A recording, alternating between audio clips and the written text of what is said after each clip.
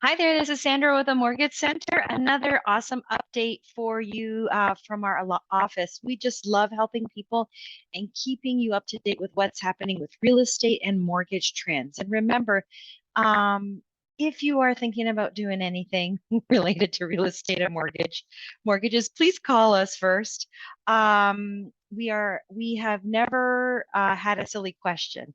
And I know sometimes our clients say, this is a silly question, but again, we never think it's a silly question. We sometimes think it's a challenge, but I think we'll be able to answer it and help you move forward. So, some interesting information.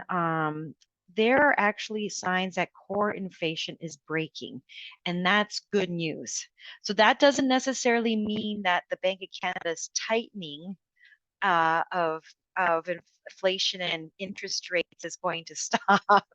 But the consumer price index, which is one of the main indicators that the Bank of Canada looks at when they're looking at inflationary trends, their smallest increase just happened recently, and it was only 0.2%, which is the smallest increase since 2021. And this is also a shout out to Edge Analytics, who's helped, who we follow, and has provided some of this information. So again, core inflation is just over 5%, and the Bank of Canada wants to get that between 1 and 3%.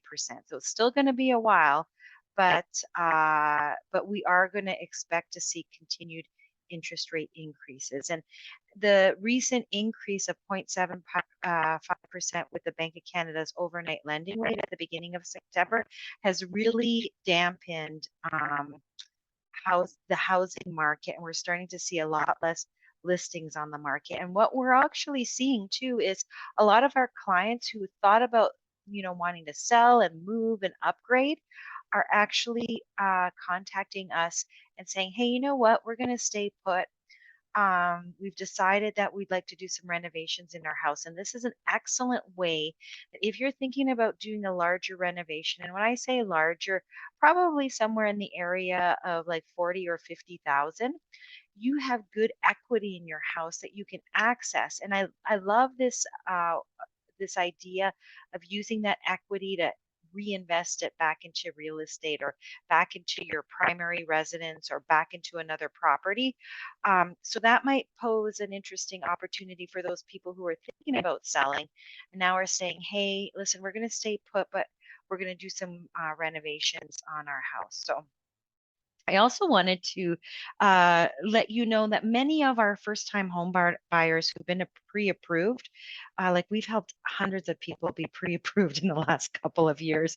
They were discouraged. We've had many clients just in the last couple of weeks look at homes, put offers on homes, and offers get accepted even with the financing conditions. So again, what we're starting to see is first time home buyers, if you've got good income stability, credit history is decent, and have a decent down payment, now might be your opportunity to look at purchasing a home. And there's been some recent census data that was just published, census data from 2021, and there's actually been a sharp decrease in home ownership for like the age range between 25 and 45. So we actually what I think was going to happen is that might mean that future demand is going to be high for homes. So if you're thinking about buying a house or were pre-approved and you had to sort of change some of your expectations, I would say look at getting into the housing market because real estate is not a get rich quick scheme. It's a get rich slow and steady strategy. So um, the other thing I wanted to let you know is that idea of more people renting poses some interesting opportunities for people who are looking to purchase another property. And we have many clients right now who have student rentals who, mortgages, the balances might be fairly low, and they have quite a bit of equity in those properties. And those student rentals are typically a challenge to refinance, use that equity for other purchases, or maybe even use that equity to pay off the mortgage on your primary residence. But we work with a couple of good bank lenders. It's not a TD or a Scotia or one of those, but it's an institution that lends money to high net worth individuals, even if they own a student rental. So if you're in that category of owning student rentals and have had challenges in the past, please give our office a call, because we're happy to help you and access that equity to either pay down your own personal mortgage or look at maybe reinvesting into another property. Mind you, just a little heads up on interest rates. Interest rate's not going to be 2 or 3%, but it's going to probably be somewhere between 5.5% and 6%, depending on your term. So what you want to make sure you do is, and we can kind of walk you through this, is that the property cash flows. And I expect it would, considering what you can get now on rental properties in rent for student rentals. Okay. If you are selling your house and you need to sell your house, make sure you talk to your real estate agent about pricing ahead of the curve.